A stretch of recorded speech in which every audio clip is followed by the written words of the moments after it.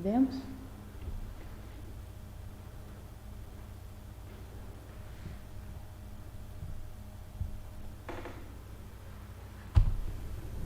Olá pessoal, boa noite. Estamos aqui então para mais uma live. Dessa vez esperamos sem nenhuma intercorrência tecnológica, para falar sobre redação no modelo Enem. Para você que especialmente que está impossibilitado talvez, né, de assistir às aulas online ou de pagar por um curso, eu espero que essa iniciativa minha, da professora Carol, possa te ajudar aí a conquistar uma boa nota na redação Enem. Na live passada eu falei sobre tese, ficou uma live bastante longa, na verdade, a gente teve uns problemas iniciais, né? E eu acabei me estendendo muito. Então essa live vai ser mais curta, tá? Esse tema é também bastante extenso, mas então a gente vai focar num aspecto que eu julgo que seja bastante importante na estratégia. A gente vai falar de estratégias de introdução que podem ser utilizadas para escrever as redações do Enem. Então hoje eu quero apresentar uma estratégia que é a minha preferida, e aí eu vou explicar para vocês porque, na verdade, ela vai favorecer o seu texto como um todo. Além disso, a partir da análise das redações nota 1000, especialmente das duas últimas versões do Enem, o que a gente observa é que esse modelo de introdução, de contextualização, ele tem sido muito empregado, né? E a banca tem valorizado, tanto que muitas redações que usam esse modelo são exatamente aquelas que foram selecionadas e que receberam nota 1000. Então, hoje a gente está transmitindo essa live aqui pelos canais pessoais, né, digamos assim, meu e da Carol, mas eu quero convidar vocês para que vocês acessem o nosso site, Redija, o nosso Instagram, Redija também, o nosso canal no YouTube, porque mais adiante a gente vai transferir essa apresentação aí para esses canais, né? Vocês vão ser avisados então a tempo. Então vamos lá, pessoal. Vou começar aqui a minha apresentação mostrando para vocês alguns slides para que a gente possa discutir essa questão aí dos tipos de introdução e das principais estratégias de introdução, especialmente para o modelo Enem. Bom, em primeiro lugar, eu acho que é importante a gente falar sobre o que uma introdução deve mostrar, né? Uma introdução, vocês têm que imaginar sempre que a pessoa que vai ler o seu texto, embora seja, obviamente, um corretor que já teve contato previamente com o tema, com os textos motivadores, né, com a coletânea e tal, ele vai fazer de conta, ao corrigir a sua redação, que ele não conhece esses textos motivadores nem o tema, porque ele quer testar se o seu texto tem autonomia, ou seja, se o seu texto é autoexplicativo para alguém que não conheça o tema nem os textos motivadores. Por isso, em primeiro lugar, o seu texto precisa partir da explicitação do tema. Quer dizer, ele precisa demonstrar que você entendeu o recorte temático, a questão que está sendo colocada em debate. E você, então, precisa explicitar essa questão na sua introdução, que é uma forma de você precisa estabelecer uma relação dessa questão temática com o repertório de conhecimentos do público. Aí a gente vai entrar na questão das estratégias de contextualização. São várias, há muitas formas de se fazer isso. Você pode fazer isso através de citação, que é o que a gente vai falar hoje, né? Citação de autores reconhecidos e valorizados, né? Digamos assim, filósofos, historiadores, sociólogos, por exemplo, através de alusão histórica, né? Você pode citar um fato histórico, Ou você pode ainda falar sobre a atualidade do tema, né? Falando sobre algum fato, evento que tenha sido tomado conta da mídia, por exemplo, né? Algum evento que exemplifique e que traga ao entendimento de quem está lendo a importância, a atualidade, a pertinência de discutir aquele tema.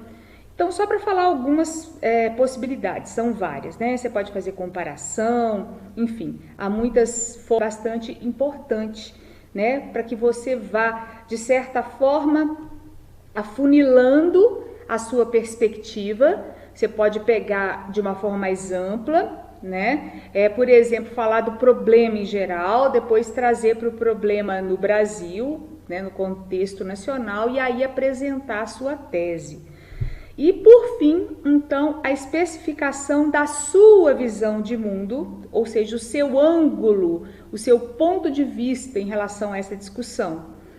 No caso do modelo Enem, eu digo para vocês que, embora nos textos argumentativos, por exemplo, nos textos jornalísticos, né, a tese não necessariamente aparece no primeiro parágrafo. Para o modelo Enem, o ideal é que ela apareça no final do seu primeiro parágrafo. Por várias razões, né? Razões práticas, razões teóricas, mas entre elas o fato de que você vai facilitar bastante para o próprio corretor, que já se acostumou, porque acho que 99% dos candidatos aí do Enem fazem o texto dentro dessa estrutura, ele já se acostumou a procurar o seu posicionamento ali no final do primeiro parágrafo. E uma vez que ele encontre a sua tese, é muito mais fácil que ele leia os próximos parágrafos buscando verificar se os seus argumentos estão relacionados com essa tese, com esse ponto de vista, estão sustentando esse ponto de vista, porque ele precisa avaliar isso para a competência 3, né, por exemplo. Então, entre outras coisas, e aí é uma dica que eu quero dar para vocês, vocês vão ver nos exemplos que eu vou mostrar hoje, né? O tema, aquele recorte temático, né, a persistência da violência contra a mulher na sociedade brasileira, por exemplo, isso precisa aparecer de alguma forma, esses termos, essas palavras-chave ou sinônimos dela, palavras dentro do mesmo campo semântico, na sua introdução. Por quê? Porque é isso que vai mostrar para o corretor que você está tratando do tema que foi proposto pela banca. Certo, pessoal? Então, o primeiro passo é identificar o tema e os termos mais importantes. Então, você vai buscar sinônimos dentro do campo semântico.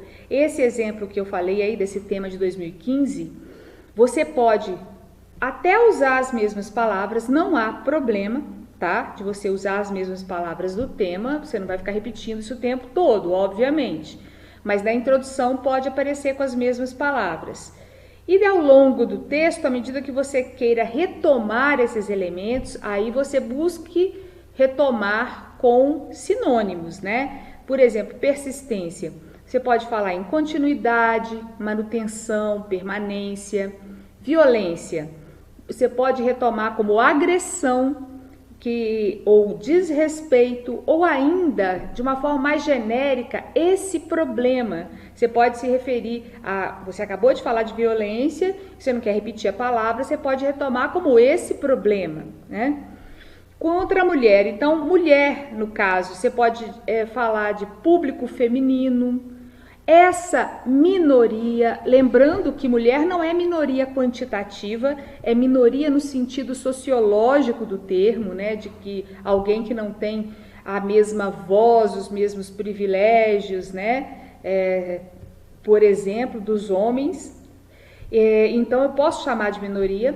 Eu posso também dizer esse segmento, que é uma forma mais genérica de você retomar, ou as cidadãs, ou as brasileiras, e por aí vai, né? Para não repetir.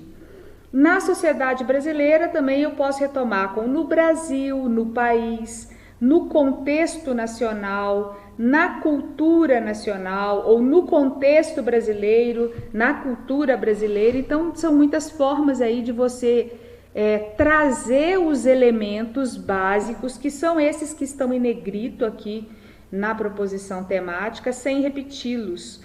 Mas, de qualquer forma, é muito importante que isso apareça logo no primeiro parágrafo do seu texto. Você vai ver, eu vou trazer os exemplos daqui a pouco, exemplos de redações nota 1000, e todos os candidatos fazem isso, né? Uma outra dica que eu quero dar para vocês, que eu acho que pode ajudar bastante, é fazer a introdução depois de concluir o projeto de texto. Por que eu estou falando isso, né? Porque à medida que você faz o seu projeto de texto, você vai ter que definir qual é a sua tese, né? Isso, o seu ponto de vista a respeito do problema, e definir quais são os argumentos que vão ser mobilizados para sustentar o seu ponto de vista. E aí é muito mais fácil, né? Depois que o seu projeto já está montado, assim, seu texto não está escrito, é por hora um roteiro, certo? Tese, argumento 1, argumento 2 e até uma proposta de intervenção ali, só o básico. Mas, de qualquer forma, se isso já está definido, fica muito mais fácil que você construa uma introdução que converse com o resto do seu texto. Porque isso vai ajudar na nota da competência 3, que está intimamente relacionada com a questão projeto de texto claro e estratégico. Aliás, esses são dois termos muito usados pela banca, né? Tem um projeto de texto claro? O projeto é estratégico, né? E o estratégico tem a ver com o fato de que o corretor consegue reconhecer no seu texto que você sabia exatamente onde você queria chegar ao construir aquele texto, certo? E isso fica claro quando você já traz elementos na introdução que vão se concretizar ou vão ser retomados ao longo do seu texto, tá? Então, escolher a estratégia a ser usada depois de você fazer, né, esboçar o seu projeto de texto é uma estratégia interessante e inteligente. Muito bem, e é isso que eu estou dizendo aqui, que é importante que o corretor perceba uma perfeita articulação entre as partes do texto, isto é, um projeto de texto claro. Mais fácil, portanto, redigir a introdução depois de elaborar a tese, seu ponto de vista e os argumentos que o sustentarão. Bom, em resumo, então, para resumir tudo que a gente falou até agora, a sua introdução deve contar, no mínimo, com duas partes, tá? A contextualização, que é o momento em que você apresenta o tema, e como eu já disse, você tem que imaginar que você está escrevendo para um leitor que não conhece esse tema, né? Então, essa sua abordagem, ela tem que ser clara o suficiente para que qualquer leitor possa identificá-lo e saber do que se trata. E a segunda parte da introdução é exatamente a tese, que no caso do Enem, a tese, né? A gente fala abordagem, mas a abordagem seria assim o seu ponto de vista, a sua perspectiva, né, o seu posicionamento.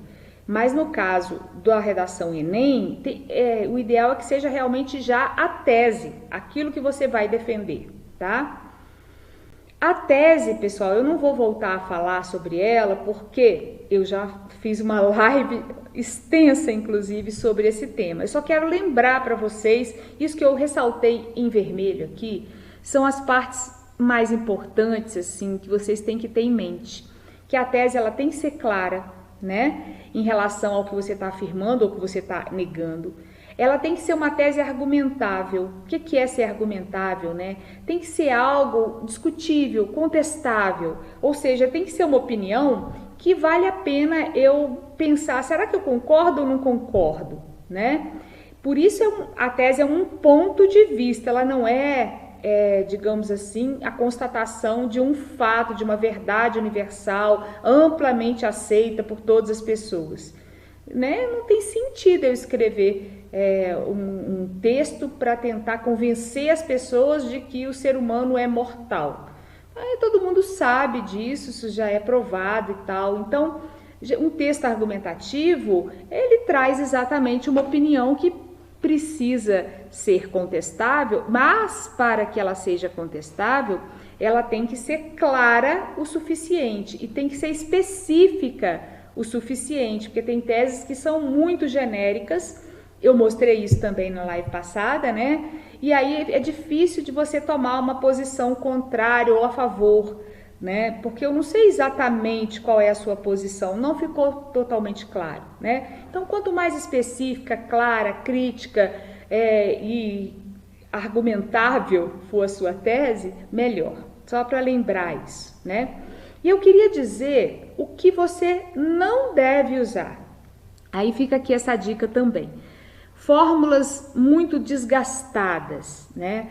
Evite construções clichê do tipo desde a antiguidade o homem, ou a humanidade desde os primórdios, né? Essas fórmulas, elas são extremamente desgastadas, né? E além disso, elas são muito imprecisas. Ela não revela assim que você tenha nenhum tipo de conhecimento, nenhuma base cultural histórica, algo desse sentido. Elas são inexatas, né? Porque quando eu digo desde a antiguidade, a que período histórico eu estou me referindo? A antiguidade clássica, grega, enfim, a Idade Média, eu não sei se é um período histórico, antiguidade mesmo, você está usando a palavra de forma mais genérica. Primórdios ainda é pior, né? Porque eu não sei que primórdios, desde o homem das cavernas ou desde as primeiras civilizações com indício de escrita. Não sei o que é esse primórdio. Então isso não quer dizer nada, é inexato. Então se você quiser colocar alguma marcação temporal, seja mais preciso.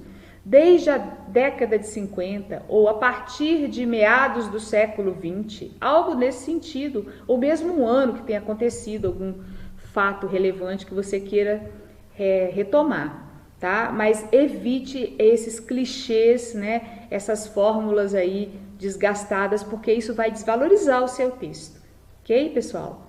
Eu costumo, olha gente, isso aqui não é uma lista exaustiva, né? Tem muitos outros tipos de introdução, mas eu costumo trabalhar com os meus alunos com esses 10 tipos, porque eu digo para eles que é importante que pelo menos eles conheçam esses tipos, para que eles possam ter na manga, digamos assim, pelo menos uns 3 e que ele costuma usar. Porque a gente nunca sabe qual o tema que vai aparecer. E pode ser que você está acostumado a fazer usar um tipo de estratégia de introdução e ela não se encaixa muito bem para aquele tema específico. Se você tem costume de usar uns 3 diferentes, com certeza um deles vai se encaixar melhor e você vai poder escolher.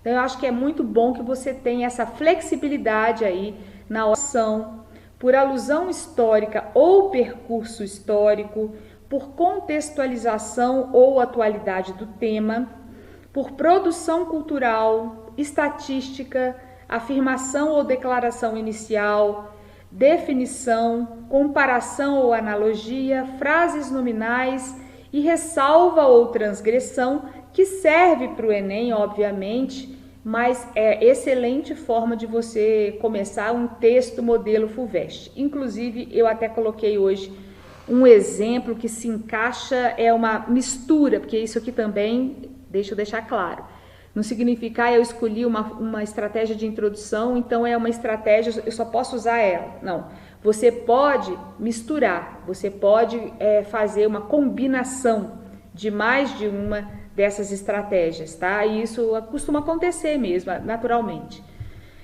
Então, tem um dos exemplos, é uma mistura entre citação e transgressão ou ressalva, tá? A gente vai ver mais adiante. Então, vamos lá para os exemplos, pessoal, agora.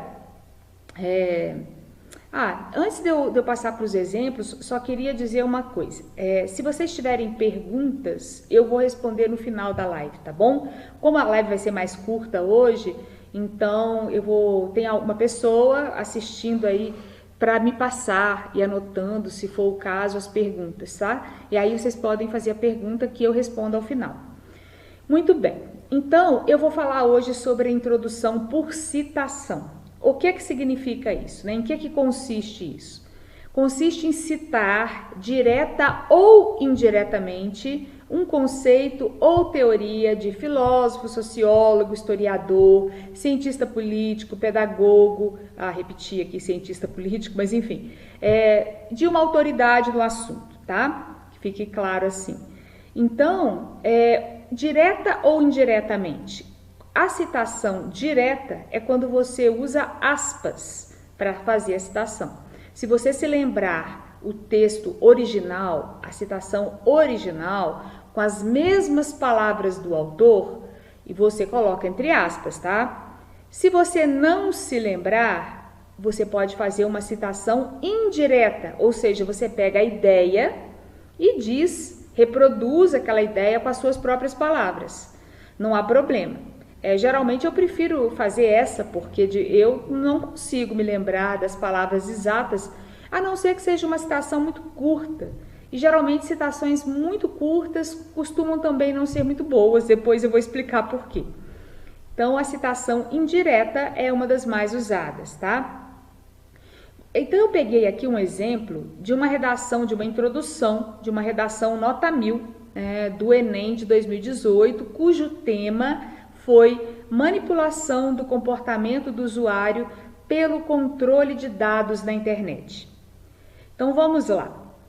Immanuel Kant, filósofo iluminista, argumentava que a menoridade é o estado em que o homem se encontra manipulado e sem a capacidade de pensar por conta própria, dependendo dos outros para que suas ações se concretizem. Nesse sentido, Kant afirmava que a saída para essa triste realidade é o esclarecimento, ou seja, o uso da razão para que o indivíduo se emancipe. Toda essa parte que está em verde é a estratégia de citação. Então, vejam que ele está citando indiretamente, falando sobre o conceito de menoridade do Kant, né? Ele está trazendo isso aí de um tema que já provavelmente, né, isso, um tema anterior aí da FUVEST, que era exatamente a questão, para se discutir a questão da menoridade, né, em Kant. E de qualquer forma ele fez isso muito bem feito, porque ele conseguiu fazer uma articulação entre essa citação e esse sentido aí passado pelo Kant e o tema que foi proposto, né? Então ele falou, nesse sentido, Kant afirmava, e ele continua fazendo uma citação indireta, né? Porque ele está trazendo as ideias do Kant, que a saída para essa triste realidade é o esclarecimento, ou seja, o uso da razão para que o indivíduo se emancipe, né? No sentido de não ficar dependente de outras pessoas que vão pensar e tomar decisões por você, como se costuma fazer, né? Você se delega para o político, para o pastor, enfim, para outra autoridade tomar as decisões. Aí ele diz, no entanto, o que se observa na atualidade é o contrário do que o filósofo pregava. Quando ele usa no entanto, ele está fazendo um contraste aqui com a realidade brasileira. Então, olha só, ele está partindo do conceito de Kant, né, da teoria kantiana, que fala sobre menoridade, sobre o esclarecimento, como o ideal, né, do homem que é dono da sua própria razão, das suas próprias decisões, para mostrar o quanto isso não ocorre na atualidade. E aí ele faz esse contraponto, ele traz a citação para fazer um contraponto.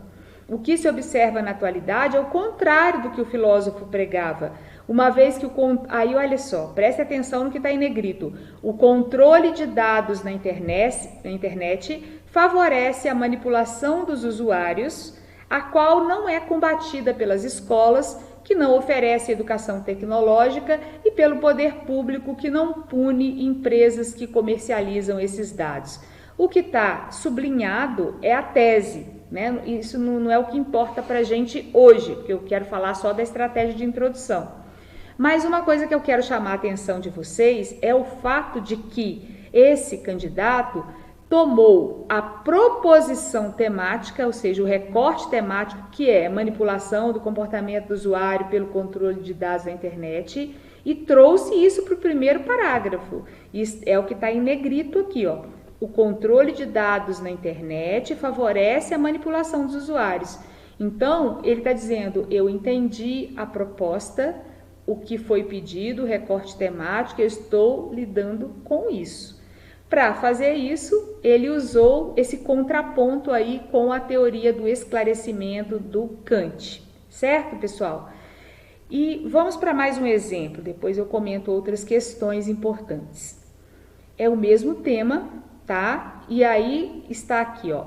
Consoante o filósofo Jean-Jacques Rousseau, o homem nasce livre e por toda parte encontra-se acorrentado. Então, o que está entre aspas aqui é a citação do texto do Rousseau, certo? Ele colocou entre aspas porque ele recortou e colou, digamos assim, né? Ele trouxe o texto original, certo? Com as mesmas palavras lá, obviamente que na tradução, né? Do Rousseau. Então, ele começa o texto trazendo essa ideia e ele vai desenvolver essa ideia, porque não basta você citar. E daqui a pouco eu vou comentar a respeito disso, né? Tem certas citações que, em lugar de favorecer o seu texto, podem até prejudicar se forem mal feitas. Então, ele fala, a partir dessa ideia, infere-se que, apesar de o ser humano possuir liberdade de escolher produtos e gostos, é na atualidade manipulado pelo controle de dados na internet. Então, o que está em negrito, presta atenção, que tem exercido coerção sobre o comportamento do indivíduo. Tal problemática ocorre devido, entre outros fatores, à ausência de informação e à falta de fiscalização desses mecanismos. Ele construiu aqui, então, uma tese por responsabilização ou por causa, dizendo quais são as causas desse problema, né? Ausência de informação e falta de fiscalização. Mas o que interessa para a gente é a estratégia que ele usou aqui de começar com uma citação e de fazer uma relação dessa citação com o problema que está ocorrendo no Brasil no século XXI, né? Então, ele traz aqui para a atualidade, a palavra atualidade aqui, ó. Apesar de o ser humano possuir liberdade de escolher, na atualidade ele é manipulado, e aí, manipulado pelo controle de dados na internet e coerção sobre o comportamento do indivíduo, retoma exatamente o tema, tá? Então, percebam que isso é muito importante. São pequenas dicas, assim, mas isso pode realmente ajudar, porque eu acho que muitas vezes o aluno que não está muito distante da realidade das bancas de correção não imagina, né, todo o processo, tudo que está envolvido. Os corretores costumam corrigir muitos textos por dia, né? E é óbvio que eles têm que fazer uma estratégia de leitura rápida, porque eles ganham também por texto corrigido, né? Então, assim, eles não vão realmente gastar muito tempo na leitura do texto.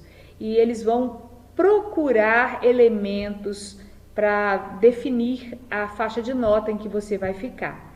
Portanto, esse tipo de evidenciação, digamos assim, de que você está dentro do tema, de que você não fugiu do tema logo na introdução, é bastante importante, tá?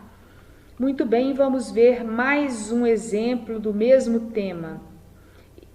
Começa assim. Para o sociólogo Manuel Castells, o advento da era da informação significou uma mudança nas relações de poder. Então, aqui ele citou o Castells, mas citou indiretamente, né? Ele só colocou entre aspas aqui um conceito que é como se ele estivesse reportando aqui como no original, digamos, essa expressão é do Castells e não minha, é isso que ele está dizendo com o uso da aspas, né? Dando voz ao autor aí.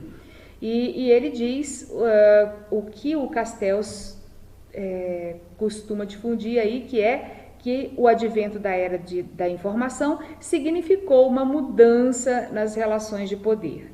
E ele continua, enquanto na era industrial o cenário era regulado pela posse dos meios de produção, Na nova fase, o domínio político, econômico e social tornou-se vinculado ao controle da produção, do processamento e do compartilhamento de dados.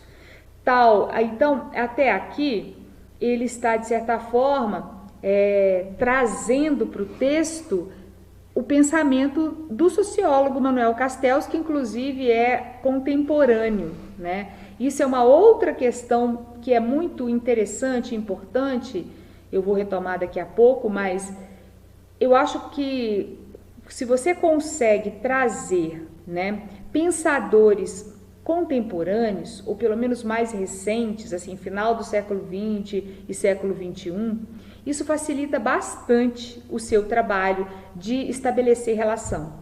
Porque se você pensa que os temas do Enem geralmente tratam de questões da atualidade, da nossa realidade atual, para você usar alguém que viveu há séculos atrás, né, 2 séculos atrás, ou no século passado mesmo, e com uma distância temporal muito grande, você precisa de estabelecer essa relação, ou seja, de fazer um percurso argumentativo que evidencie para o leitor a relação. Se você consegue trazer elementos de pensadores mais atuais, fica muito mais fácil. A gente tem vários pensadores atuais que estão pensando o mundo hoje, o mundo tecnológico, o mundo das redes, né? O mundo digital. O Manuel Castells é um deles. Você tem pensadores como Byung-Chul Han, Achille Mbembe, até alguns que já morreram, mas morreram recentemente, como Foucault, por exemplo, Pierre Bourdieu, Chomsky, que está vivo, né? A gente tem muitos pensadores atuais que podem ser trazidos. Milton Santos, olha só, brasileiro maravilhoso, né?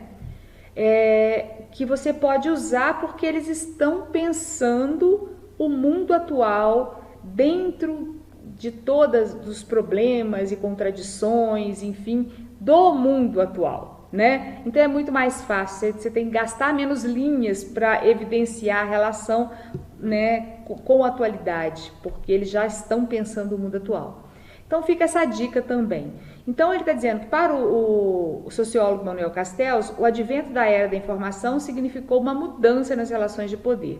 Enquanto na era industrial o cenário era regulado pela posse dos meios de produção, na nova fase o domínio político, econômico e social tornou-se vinculado ao controle entrando no tema, né? Tal transformação favoreceu que o meio virtual, ficou repetido meio aqui, mas ele não perdeu ponto por isso, porque o texto é muito bom, por meio de algoritmos, adquirisse a capacidade de, olha aqui, o que está em negrito é exatamente o recorte temático, manipular o comportamento de internautas.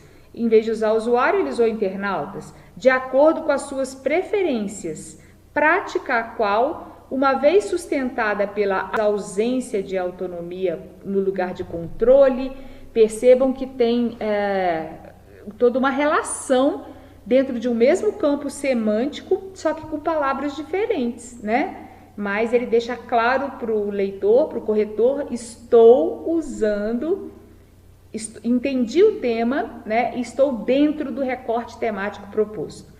Constitui o alicerce, e aí ele vai trabalhar com a problematização, o alicerce para o surgimento das bolhas virtuais. E ele vai retomar também ao longo do texto o Manuel Castells, né? De modo que ele torna esse repertório produtivo. Vamos mudar de tema agora, só para eu mostrar para vocês, esse é o último exemplo que eu vou mostrar, tá? Mas é um exemplo bastante interessante, porque exatamente ele vai combinar 2 estratégias aqui. Ele começa assim, ó, o tema agora é liberdade de expressão, discurso de ódio. É só o tema, não é o recorte temático, né? O recorte temático talvez fosse assim, os limites da liberdade de expressão, é necessário impor limites à liberdade de expressão, seria algo assim, né?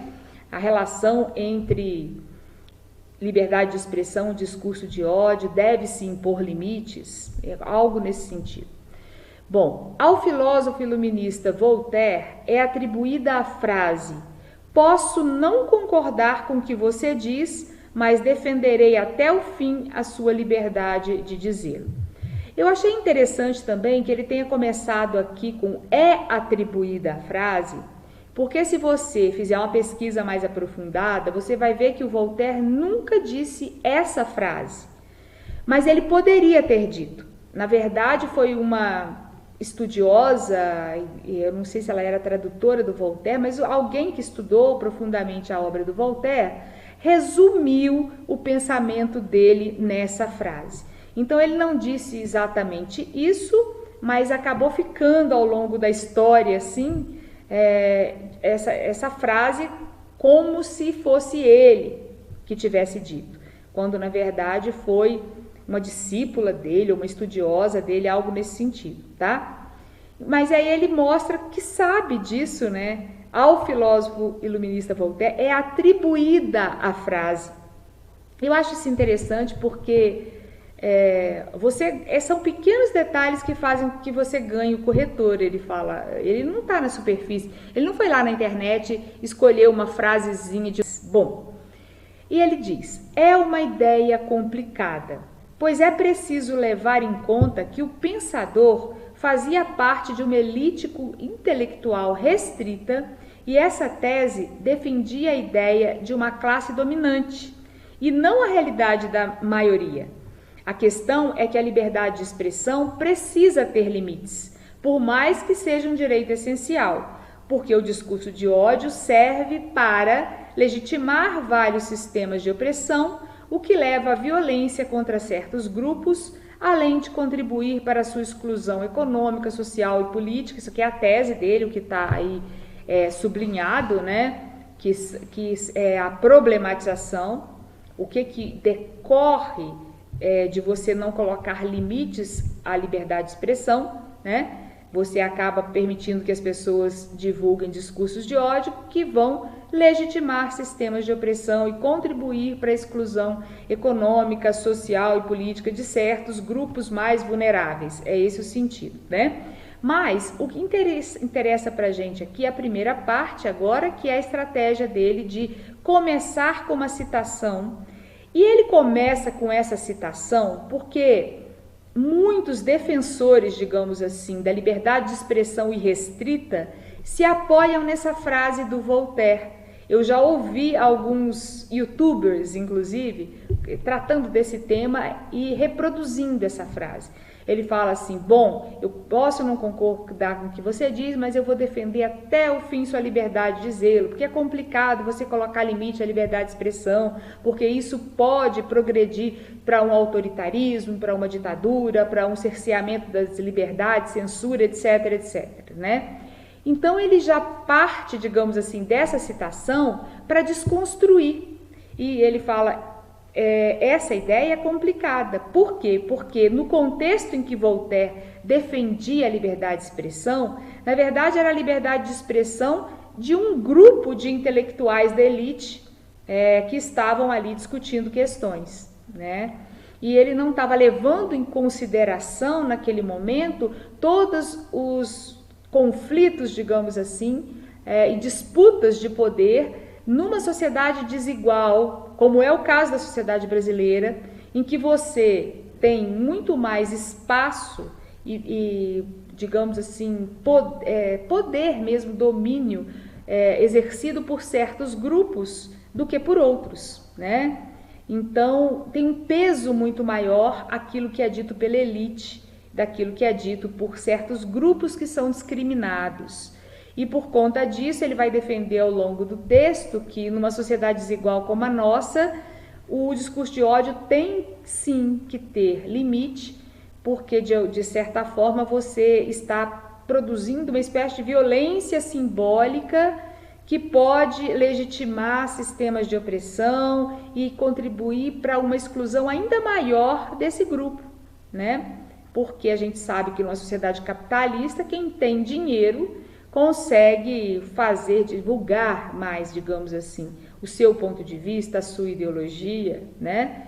E, de certa forma, oprimir, através do discurso, grupos mais vulneráveis. Só para explicar aqui o contexto do tema, mas por que é interessante isso que ele fez?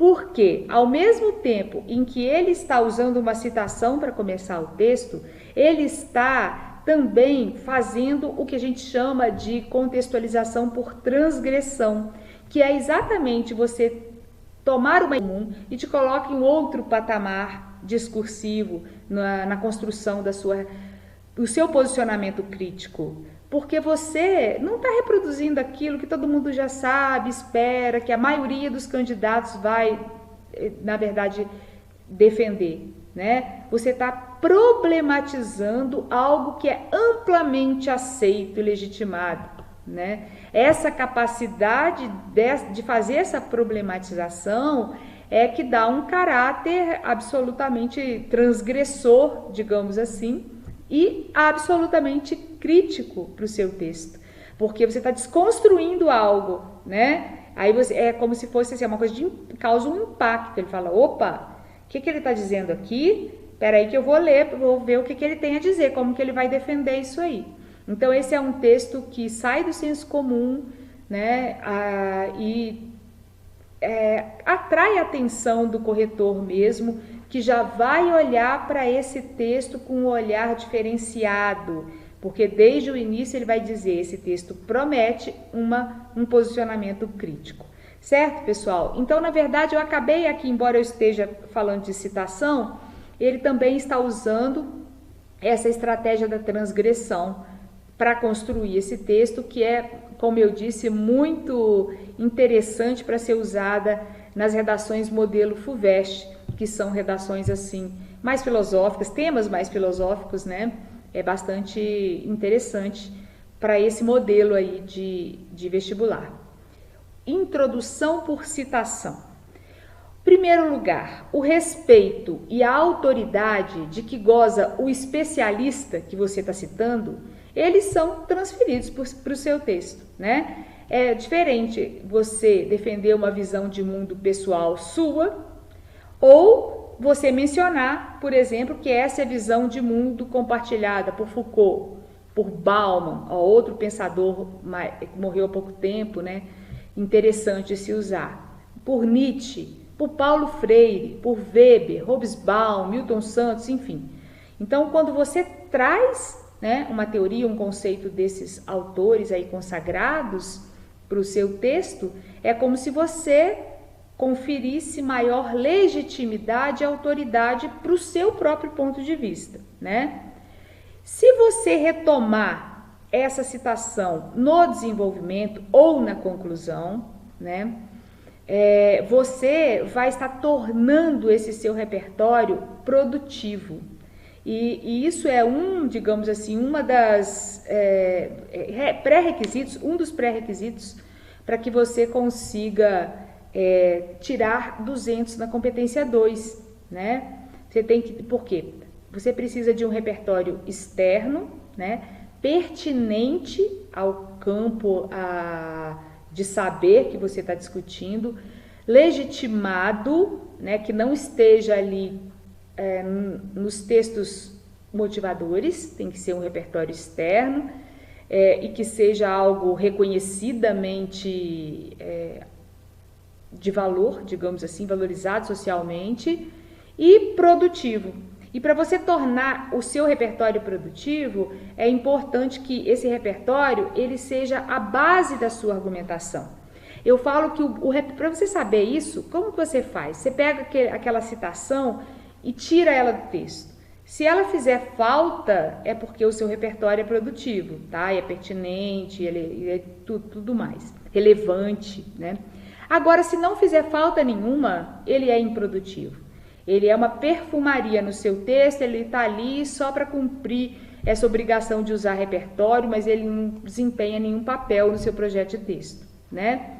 Então, o uso dessa estratégia pode valorizar o seu texto na competência 2, né? No sentido de você ter um repertório produtivo. E também na competência 3, porque ele vai tornar o seu projeto de texto mais estratégico, né? Conferir clareza, conferir autoria para o seu projeto de texto. Especialmente se você consegue retomar em algum outro momento aí do seu texto, tá?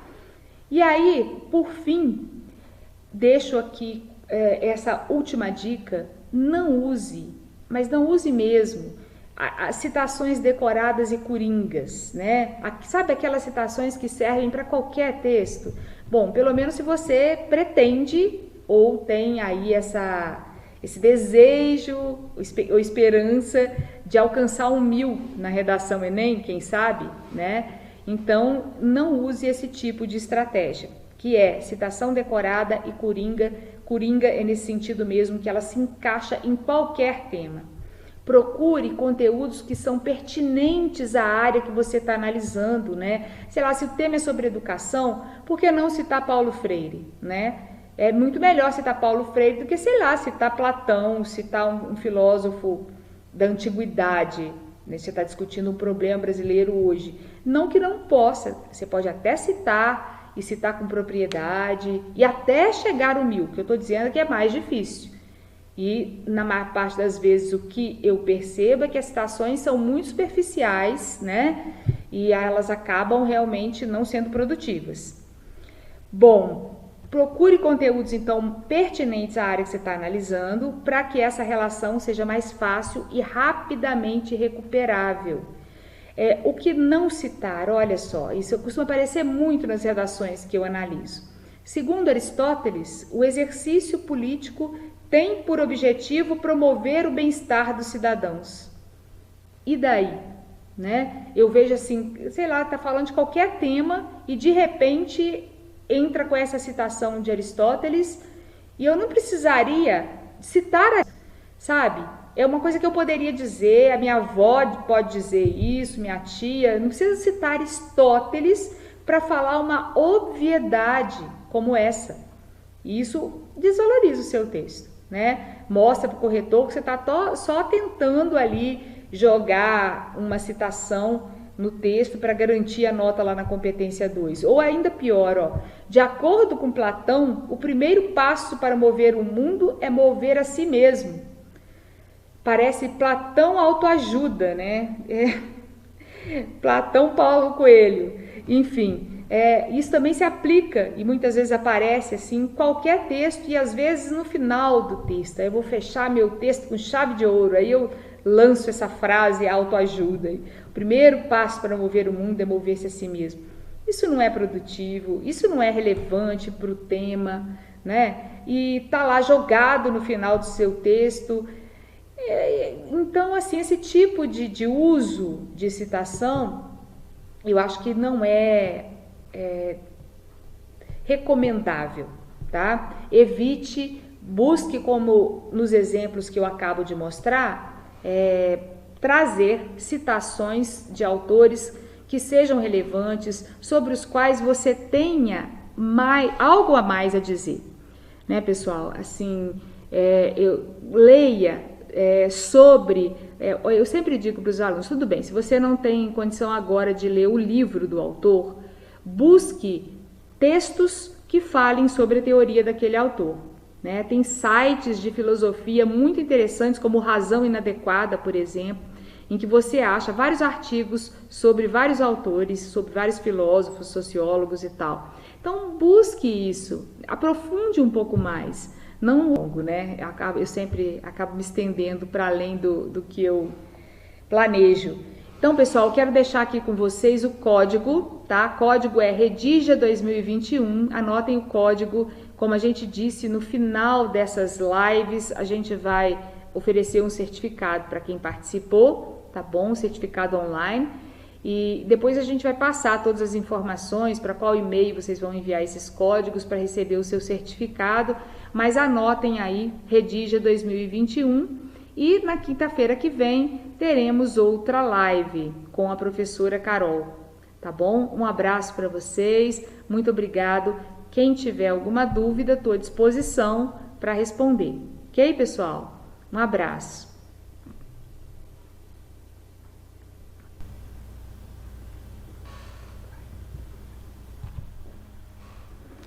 Pessoal, então é isso, eu agradeço aí a participação de todos. Agradeço a participação de todos.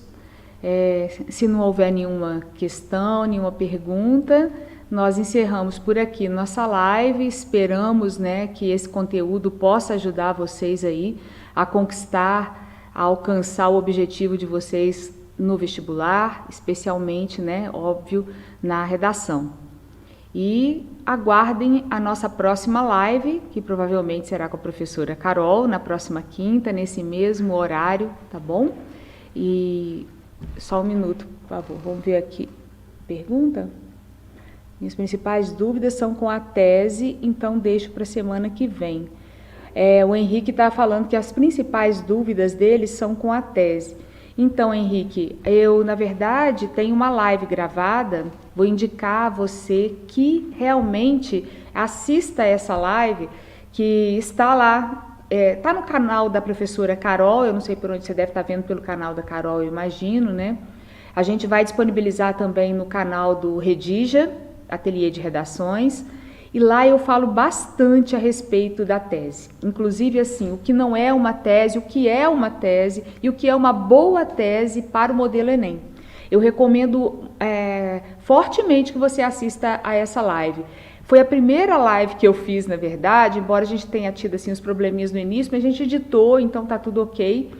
E o conteúdo, ele é, eu acredito, assim, muito valioso nesse sentido, porque são muitos anos de experiência com redação que me levaram a perceber que essa é a principal dificuldade. Não é só a sua não, viu, Henrique? É a principal dificuldade da maioria dos alunos. Por isso eu fiz essa live exatamente para tentar esclarecer, né, as dúvidas dos alunos em relação à tese e trazer exemplos mesmo, analisar, mostrar as estruturas de tese. Lá eu falo de 5 tipos de tese, né? São 4 tipos e a tese mista, né, que eu misturo 2 dos tipos anteriores, com exemplos de cada um deles, como usar, como fazer, como que isso pode te ajudar na organização do seu projeto de texto. Então fica aí a dica, para quem não assistiu a essa live, que é da semana retrasada, o nome é esse, tese, né,